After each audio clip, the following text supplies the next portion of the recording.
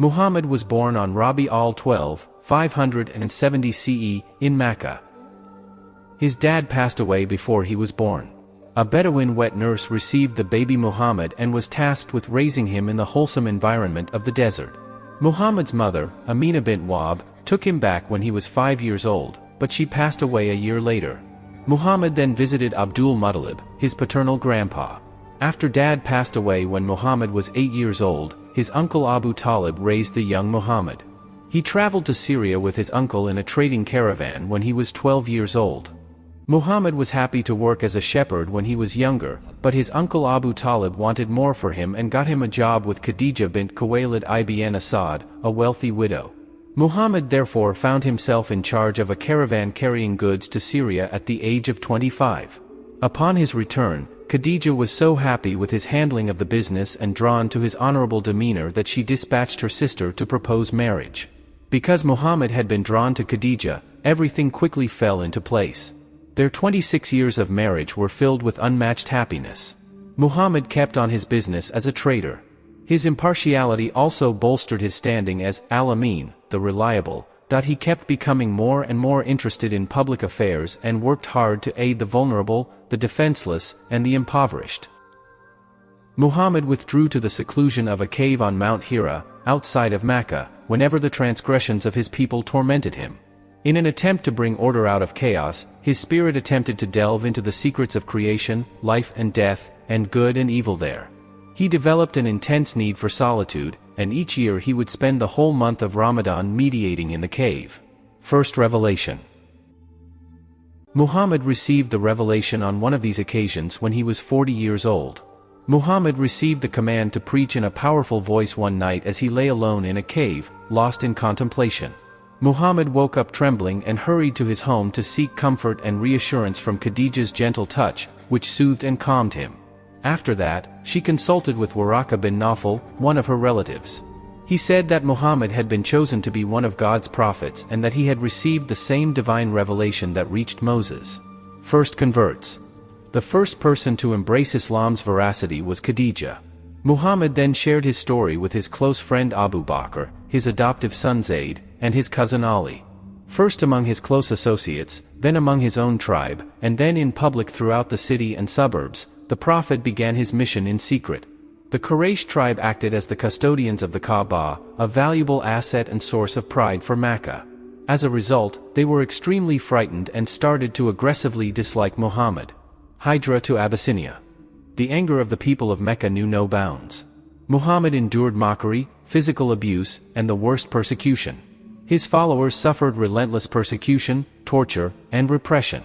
Muhammad then advised them to leave the nation and seek safety among the Abyssinian Christians from the persecution of the polytheists in the 5th year of his mission. Muhammad and a small band of loyal followers endured much hardship and persecution while in Mecca, but their numbers continued to grow. The boycott. Muhammad was banished by the Quraysh, who also requested that his tribe give up their right to exact revenge. Following the Makkah people's order to cede their privilege, the arrogant clansmen were boycotted. 3 years later, the prohibition was removed. Muhammad lost his uncle Abu Talib and his wife Khadija a year later. The final restraint on the Makkans' violence was eliminated with Abu Talib's passing. Muhammad sought safety from the increasing severity of his persecution in the nearby city of Taif, where he encountered intense opposition and narrowly avoided death. Hijrah to Medina. Following a conference with his Makkan adherents, Muhammad decreed that they would relocate to Medina. Gradually and quietly they departed, Muhammad staying until the very end.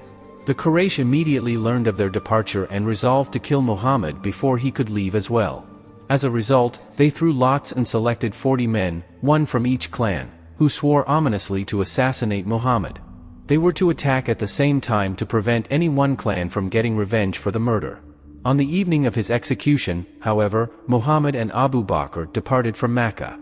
With his freedom to preach restored, Muhammad's following grew quickly.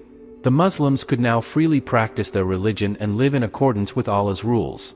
However, the Makkah community was determined to prevent Muhammad's movement from spreading to Medina. They launched 3 massive attacks on the city, but each one was repulsed. The Hudaybiyah Treaty. In the end, the Makkans and Muslims came to an agreement in the Treaty of Hudaybiyah to uphold peace and behave impartially in their dealings with outside parties. The Muslims were to return to Medina that year without making the pilgrimage, but they may come the following year when the Quraysh would leave the city for them for 3 days, as per the terms of the treaty. Return to Makkah.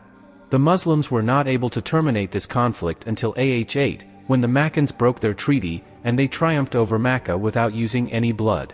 After 21 years of unrelenting persecution of Muhammad and his companions, the people of Makkah feared terrible retribution, yet when they were defeated, they were shown the greatest generosity. Muhammad declared them to be free and granted them amnesty for everyone. The Muslim call to prayer was heard in this historic sanctuary when the Prophet destroyed all the idols inside and outside of the Kaaba, declaring, "The truth has arrived and falsehood disappeared." Al-Isra, 81. His death. Muhammad traveled to Makkah as a pilgrim in A10 Hijrah, and he believed it was his final trip because of a revelation he got there that contained the scripture, "This day have I perfected your religion for you." Al-Ma'idah 3. Upon his arrival back in Medina, he became sick with a fatal fever. He led the prayers for 15 days, but 3 days before he passed away, he deputed Abu Bakr to take over. Muhammad left his chamber next to the mosque early on the final day of his life to participate in the gathering prayers, but he passed away later that day.